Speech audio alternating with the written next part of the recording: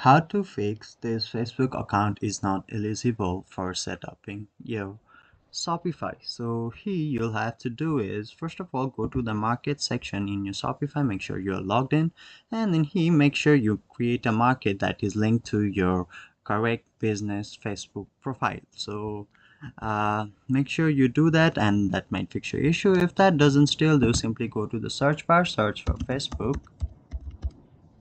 So once you search for Facebook, it will show the meta option for Facebook and Instagram. So here what you'll have to do is press on install, and then here again wait for some time to load, and then here you'll have to press on install again at the setup section.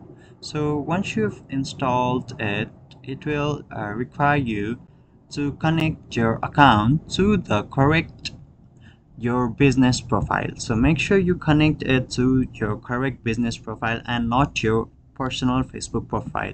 So that's how you do it. If you're still facing this issue, then make sure you recreate a new business profile for your Facebook, and then try linking it to the Shopify. So that might fix your issue. Hopefully this video helps. Thank you.